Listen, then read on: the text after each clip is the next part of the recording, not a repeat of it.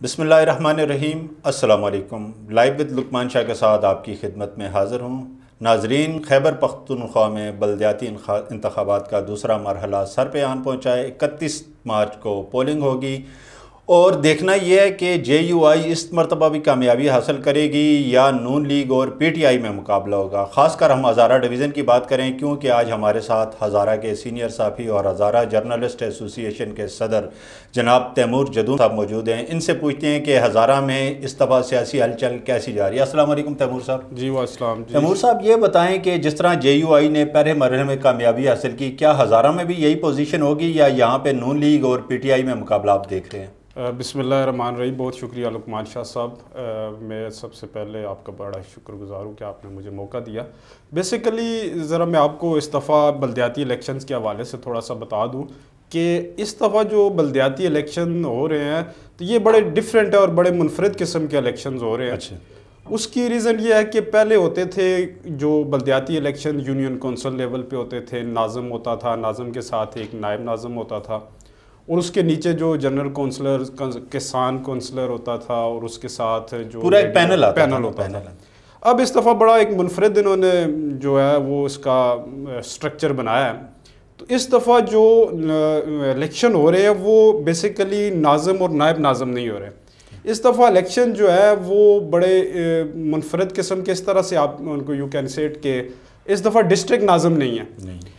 ज़िले के अंदर जितनी भी तहसील है, तहसील को जो हेड करेगा वो तहसील मेयर होगा और वो डायरेक्टली जाके इलेक्शन लड़ेगा। लाइक दैट कि आप जिस तरह एक MP है अपने हल्के में बराह रास्त इलेक्शन लड़ेगा।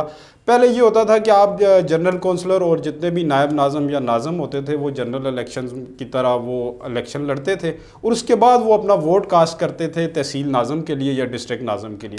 लेकिन इस दफ़ा बड़ा मुनफरद ये है कि जो तहसील मेयर है वो डायरेक्टली जाके इलेक्शन लड़ेगा और उसका पूरे यूनियन कौंसल्स जितनी भी होंगी उस तहसील में से उनमें से वो वोट लेगा और उसके बाद वो मुंतखब होगा। इसी तरह जो जनरल काउंसलर्स हो गए उनमें से जो ज़्यादा वोट लेगा अपनी विलेज काउंसिल का। इस दफ़ा यूनियन काउंसिल्स ख़त्म हो गई हैं, VC हो गई है। मतलब एक यूनियन काउंसिल में आप कह सकते हैं कि 3 से 4 विलेज काउंसिल्स है। उस विलेज काउंसिल में से जो उन जनरल काउंसिल में से ज़्यादा वोट लेगा वो VC का चेयरमैन कहलवाएगा और वो जो VC का चेयरमैन होगा वो तहसील का मेंबर भी होगा। वो तहसील की आपकी बात तो ठीक है। आप ये बताएं कि आप हज़ारा में इस दफ़ा मुकाबला PTI नून लीग या PTI JUI में होता देख रहे हैं? देखिए जी, बेसिकली आपने हम एबटाबाद से शुरू कर लेते हैं क्योंकि हरीपुर में तो आपने देखा नून लीग जीती है पहले। उसकी मेन रीज़न यह है कि अगर आप कारकर्दगी के ऊपर जाएं तो मैं ये इस चीज़ के ऊपर बिलीव करता हूँ कि जो कारकर्दगी दिखाई गई है पाकिस्तान तहरीक इंसाफ की तरफ से, ख़ास करके हज़ारा डिवीज़न के जो डिस्ट्रिक्ट के हरीपुर, तो मैं कह सकता हूँ कि सिर्फ हज़ारा डिवीज़न नहीं बल्कि KPK का एक मॉडल उन्होंने डिस्ट्रिक्ट बनाया था PTI की गवर्नमेंट ने। उसका क्रेडिट जो है यूसुफ अयूब और उनकी फैमिली को जाता है। लेकिन इसके बावजूद जो हाल हुआ है PTI का वहाँ पे, तो वो बहुत अलार्मिंग सिचुएशन है कि PTI के नेक्स्ट जो इलेक्शन होने जा रहे हैं 31 मार्च को मुख्तलिफ अजला में, तुरगर में, मनसेरा में, मलकन डिवीज़न है, एबटाबाद है इसमें और मनसेरा भी है, बटाग्राम भी है।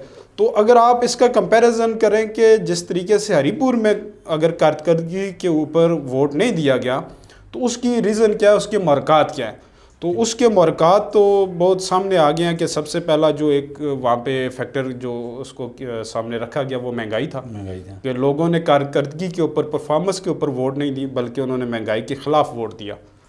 तो अभी जो डिस्ट्रिक्ट एबटाबाद की मैं ज़रा आपको डिस्ट्रिक्ट वाइज बताता हूँ, तो वहाँ पे बड़े एक मार्का जो होना जा रहा है वो नून लीग और PTI के दरमियान है। और इनमें दरमियान में से जो PTI और नून लीग के दरमियान अभी जो एक नया तहसील हवेलिया में आया, ख़ासकर के इंडिपेंडेंट कैंडिडेट आतिफ मुनसिफ खान जदून, जिनके वालिद साहब जो है वो साबका मिनिस्टर रह चुके हैं प्रोविंशियल 2-3 दफ़ा। उनके बेटे अभी रिसेंटली उनकी बेल हुई है, वो दहशतगर्दी के ज़ुमरात में से उनमें वो जेल में थे, 7 साल बाद उनकी बेल हुई है।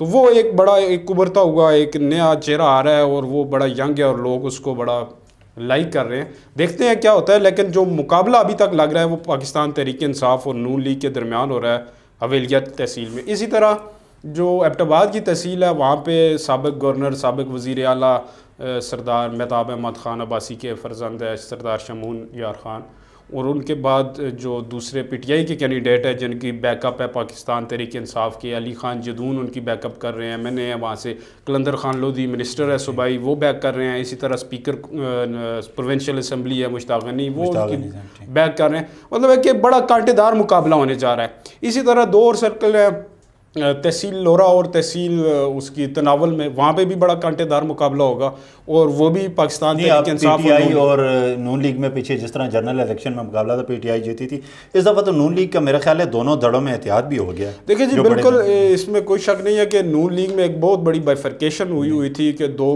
दड़े थे, सरदार मेहताब अहमद खान का एक दड़ा था, इसी तरह साबिक डिप्टी स्पीकर मुर्तज़ा जावेद अब्बासी का एक दड़ा था। लेकिन उसके ऊपर जो उनकी मरकज़ी क़यादत थी उन्होंने बड़ा इसके ऊपर फोकस रखा और कमेटी बनाई, जिसकी वजह से तमाम जो आज़ाद उम्मीदवार भी थे नून लीग के दोनों दड़ों में से और जो एक दूसरे के मुखालफ भी थे वो तकरीबन अब एक दूसरे के हक में वो विदड्रा कर रहे हैं। तो लग ये रहा है कि नून लीग का पलड़ा मुझे जो है अभी इस टाइम तक वो तहसील अवेलिया में और तहसील एबटाबाद में बारीक दिखाई दे रहा है। अच्छा चलें मानसरा की तरफ, एबटाबाद से हम मानसरा की तरफ जाते हैं। अभी गुज़िश्ता दिनों एक तकरीर हुई है, तकरीब में आपके वफाकी वज़ीर रेलवे जो हैं उन्होंने एक तकरीर की और आवाम को कहा अगर हमारे कैंडिडेट को वोट ना दिया तो आपको 1 रुपया भी नहीं मिलेगा। क्या किस किस्म की बातचीत हो रही है इलेक्शन? देखिए जी बिल्कुल ये क्या अब ये एक बुखलाहट का आप इसको कह सकते हैं आंसर है कि जो हमारे एक वहाँ पे फेडरल मिनिस्टर है उन्होंने किया, लेकिन वहाँ पे भी मनसेरा में भी एक बड़ा ज़बरदस्त मुकाबला होने जा रहा है कि वहाँ पे जो नून लीग के उम्मीदवार हैं शेख शफ़ी उनको बैक कैप्टन सफ्तर की साथ उनके साथ हैं जो हमारे कमाल सलीम स्वाति साहब तो ज़ाहिर है पीटीआई के हैं, लेकिन मैं शफ़ी साहब की शेख साहब की बात कर रहा हूँ कि सरदार यूसुफ साहब की बैक है, इसी तरह वो कैप्टन सफ्तर की बैक है। और वहाँ पे वाकई उस दिन ये हुआ कि उन्होंने कहा जी कि अगर आप इलेक्शन में वोट नहीं देंगे पीटीआई को तो आप इस फंड्स को भूल जाएं कि आपको कोई फंड नहीं मिलेगा। जो वोटर है इस टाइम पे वो बहुत ज़्यादा इंटेलिजेंट हो गया। पहले ये होता था कि लीडर इंटेलिजेंट होते थे, सियासतदान इंटेलिजेंट होते थे और वो वोटर्स को घुमा फिरा के सब बाग दिखा के वो उनसे वोट ले लेते थे। इस दफ़ा वोटर जो है वो सबको आगे लगाया हुआ है और वो अभी तक किसी को नहीं बता रहे, जो भी उनके पास जाता है वो उसको कहते हैं कि जी हम आपको वोट देंगे। लेकिन वोटर इस दफ़ा बहुत ही इंटेलिजेंट और बहुत सियाना हो चुका है कि आप उसको जो है ना बीट करना मुश्किल है रहा है सियासतदानों के लिए। नून लीग आप देख रहे हैं मानसरा में पोजीशन ले जाएगी या पीटीआई, आप किसको? देखिए जी वहाँ पे जो मैंने आपको कहा कि परफॉर्मेंस और उसके बाद अभी जो करंट सिनेरियो है मुल्क के कौमी सतह के ऊपर, तो लोगों के दिलों में एक जो है ना वो उनके खदशा पाया जा रहा है कि शायद पीटीआई उस तरह से परफॉर्म नहीं कर रही। और उसमें मेन वजह जो है वो सबसे मेन वजह जिससे हर तबका जो इफ़ेक्ट हो रहा है, जो मुतासर हो रहा है, वो महंगाई है। और अभी जो प्राइम मिनिस्टर ने एक बड़ा अच्छा इनिशिएटिव लिया, उन्होंने लास्ट टाइम अपने एड्रेस में उन्होंने पेट्रोलियम की कीमतें कम की हैं। 10 रुपये एक बड़ा फैक्टर है कि हालांकि आलमी मार्केट में ज़्यादा हुई है और उन्होंने कम किया है। बिजली की कीमतें कम हुई है जो आज नोटिफाई भी हो चुका है। लेकिन इसके बावजूद लोगों के जहनों में जो महंगाई का एक अंसर है जो अभी तक निकल नहीं रहा, तो उसका ज़रूर जो है असर इस बल्दियाती इलेक्शन में पाकिस्तान तहरीक इंसाफ के ऊपर पड़ेगा।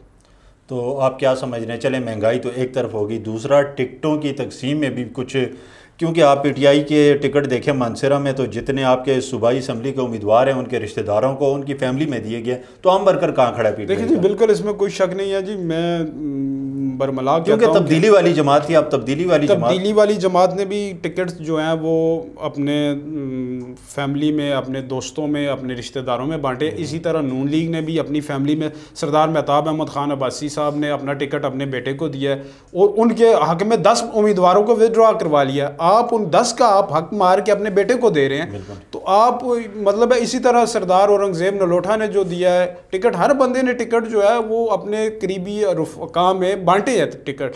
इसमें यह नहीं है कि पीटीआई को हम ब्लेम करें, हम यहाँ पे तमाम जमातों ने जो टिकट की बंदर बांट की गई है वो उन्होंने अपने करीबी रुफ़क़ा को अपने करीबी हल्का अहबाब में तकसीम किए हैं और इसका डेफिनेटली अवाम जो है वो 31 मार्च को मुहासबा ज़रूर करेंगे। अच्छा, बडग्राम हम डिस्ट्रिक्ट की बात करते हैं, वहाँ पे जनरल इलेक्शन में पीटीआई जीती थी, तो अब ये इस बल्दियाती इलेक्शन में आप क्या देख रहे हैं? देखिए जी बिल्कुल बडग्राम में जो 3 कांटेदार मुकाबले होने जा रहे हैं, अहले सुन्नत वल जमात से अता मोहम्मद दशानी साहब हैं, अताउल्लाह खान तरन साहब हैं पीटीआई से, इसी तरह एजाज़ खान मलंग हैं जो JUI से। अब जो तरन साहब है वो बड़े करीबी रिश्तेदार है ताज मोहम्मद ख़ान तरन के, जो सूबाई मिनिस्टर भी है जेल खाना जात के। एजाज़ खान मलंग जो है उनको सपोर्ट की जा रही है, जो साबिक़ मिनिस्टर भी रह चुके हैं, साबिक़ ज़िला नाज़म भी थे, तहसील नाज़म भी थे, वली मोहम्मद ख़ान, नवाबज़ादा वली मोहम्मद ख़ान, इसी तरह आलम ज़ईब ख़ान साहब की फ़ैमिली उनको सपोर्ट कर रही है। तो ये जो मुकाबला है वो भी, और जो बटग्राम की वैसे सिनेरियो था पॉलिटिकली, तो वहाँ पे JUI तकरीबन हमेशा उसका पलड़ा भारी रहा है। तो इस दफ़ा जो मुकाबला देखने में आ रहा है वो अता मोहम्मद तरन साहब को और जो है दिशानी साहब के दरमियान होगा, और बड़ा कांटेदार मुकाबला होगा। तो शुक्रिया तैमूर जदून साहब, क्योंकि हमारे पास वक्त कम है। अगले प्रोग्राम में इंशाअल्लाह मज़ीद तफसीली इस पर बहस करेंगे। नाज़रीन, हमारे प्रोग्राम का आज का वक्त ख़त्म हुआ। अगले प्रोग्राम तक के लिए इजाज़त दीजिए। अल्लाह हाफ़िज़।